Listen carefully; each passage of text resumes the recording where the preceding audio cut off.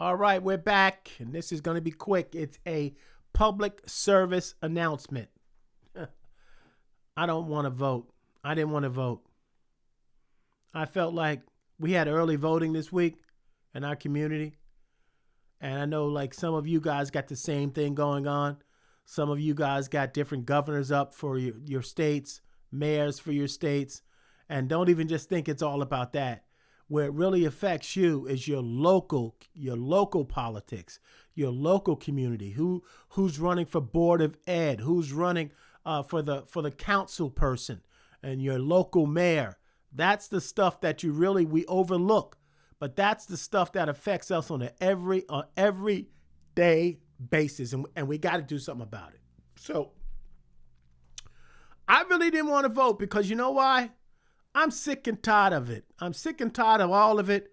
I really felt like, what the hell? It's not going to make a big difference. You know what? I'm wasting my time. My people are not going to win. The person I really think should win is not going to win. I really felt like, for what? The system's already rigged. You're right about that, President Donald Trump. It's a rigged system. And you know what? You rigged it. And you rigged it well. And you rigged it good. And it works for you, and it works for the Republican Party, and it works for all of those that believe in you and all of those that cry out, MAGA, MAGA, MAGA. It works for them. And I feel overrun right now. I feel like that I have been pushed in a corner inside my house, and I dare not come out because I have lost. I have lost. I feel like I just got beat down by this whole thing. I am so burned out. I can't trust the news anymore. Every single day, every 5 minutes, everywhere you go, some breaking damn news, and it's not even breaking news. It's clickbait or it's something else. Or you can't trust the news that you listen to because the news media owners are bought out and got on their knee to the president. So they're told their people to watch what they say. So you can't even trust the outlets that you used to go to. You can't trust the other outlets because they have always been slanted. So I just felt like, what the hell with it? I'm not going to do it. I'm not going to get out and waste my time when I already know the outcome of what's going to happen. I already know because the deck is stacked. You know, the people, have algorithms that have been manipulated. They've got the news media. They got social media platforms. They've got money. They've got people backing them for money. So I felt like it's not even worth it, man. It's not even worth it. Why bother getting out to vote? Just stay home. Nothing is going to change. And you know what? I feel like a total hypocrite. Because last week I was shooting my mouth off about this No Kings rally and the 7 million people that showed up and how that was a movement and it's not a rebellion, because you've got to leave a movement with a plan of action. You got to walk away with something to do. You got to walk away organized. You got to walk away fitted together. You got to walk away with a plan. And obviously I didn't feel like there was a plan, because out of the 7 million people that showed up, they were not activated to contact Congress about the government shutdown. They were not activated to contact Congress about the 40 million people that's going to starve because the SNAP benefits getting cut. So I felt like, you know what a movement does is like a forest fire. It's like a campfire, You can see the campfire in the dark, and it's beautiful, and it's bright, and it's warm, and it's comforting. But at some point that fire dies out, and it's nothing but embers. And that's how I feel about movement. So I felt like a hypocrite. But I'm angry. But part of me is inwardly angry, and it's a part of me that feels like just saying the hell with it all. I don't know. It's like I'm double-minded right now. Part of me wants to quit. Some part of me wants to fight. And I feel like I'm not motivated to fight. I feel like and by fighting, I mean just by voting. People don't feel like voting. People just, what happened in the last election? It was not a mandate. The mandate was people stayed home and people didn't get out and vote. And so he's there. It wasn't a mandate. People just didn't get out their houses. Why didn't they get out their houses? either because they felt like nothing was going to change if Kamala did win, or it wouldn't be as bad as they thought it was because Trump won, because they felt like, hey, we went through 4 years of it before.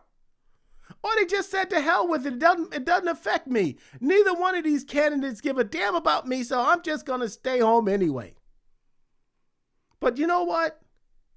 That's the worst thing we could do right now. You're taking voting for granted. I felt like I was taking voting for granted.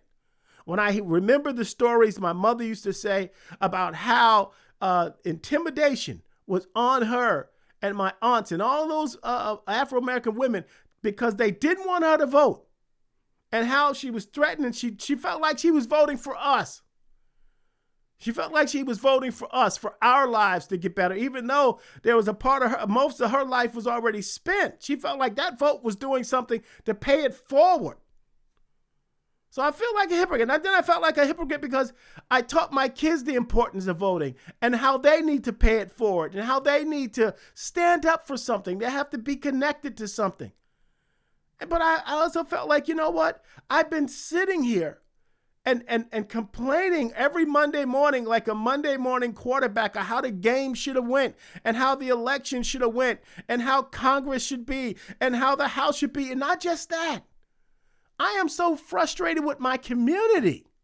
The community has been bought out. The community, the poison is already seeped down from Washington all the way to the grassroots of your community. Think about your communities and how they're changing. Think about how all of a sudden quiet communities are now development ridden and things are getting built and trees getting cut down that you drove by all the time and it was a forest there. Now it's a gas station. Now it's a Wawa. Now it's a store. Now it's a building. And you don't even know what happened. And your way of life in your community is being changed because it trickled down and we were asleep. We were asleep. And we were asleep a long time. And so I thought about all the complaining I do privately or the murmuring I do across the dinner table. And I'm saying to myself, that's not doing a damn thing. And even for the part about, you feel like your vote doesn't make a difference. How do you know if you don't vote? How do you know? How did I know that if I don't get out and vote this election, my vote won't be that vote that determines if that person wins or lose? And maybe it won't be. Maybe the person that I'm thinking to myself, maybe the person that I know should be in office, maybe that person just won't win. But I'll be able to say, you know what? I'll never meet the candidate, but at least I can say to that candidate in my heart and soul, you didn't lose because of me. You didn't lose because I sat my ass at home. It may have been somebody else, maybe 10 people, maybe 100 people, maybe 10,000 people didn't get out and vote for you. But it's not because of me. I did it. And so with all that being said, I went out and early voted this week, and I took the 30 minutes of my time and I went in that room and I gave my ID and I went in that booth and I voted. And I don't know what's going to happen. I don't know what's going to happen. Maybe the people are going to win. Maybe the people are going to lose. Maybe I'll be right where I am November 5th and nothing's going to change. But you know what?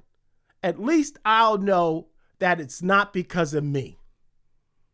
And you know what's going to happen? And I know this is I think about my mother, and I want to encourage all of you parents and want to be parents that are even not parents yet. If you can vote, to vote. You know why? Because you're paying it forward for your children and your grandchildren.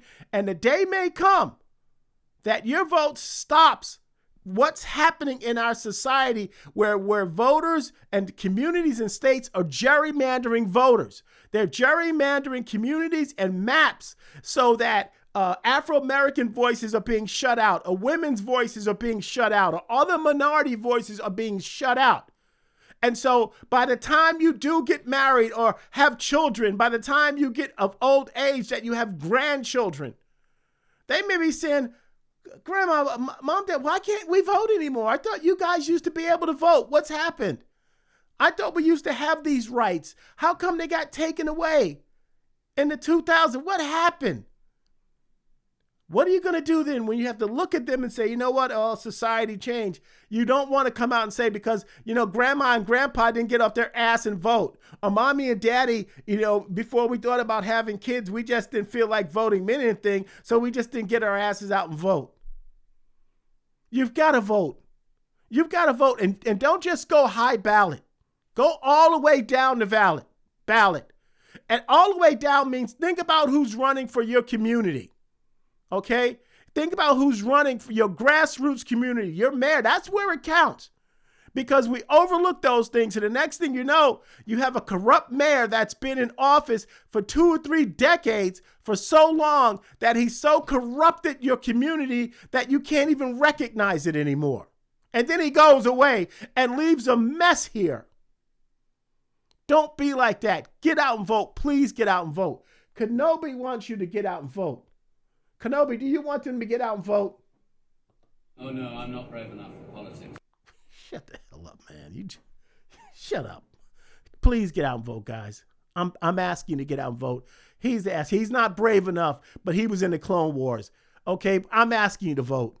Don't sit home. Do not sit home. Don't let them take away your voice. That's all we got left, man. Don't let them stop you. Don't feel like that you've been beat into a corner and that they have won. The battle's not over yet. But if you don't vote, it's only what we are enduring right now will only get worse. Even in your grassroots community, the stuff that you don't like with your local police and your local township and your local council members, that stuff is going to get worse. And before you know it, you're not even going to recognize where you live anymore. So please, I'm asking you to vote.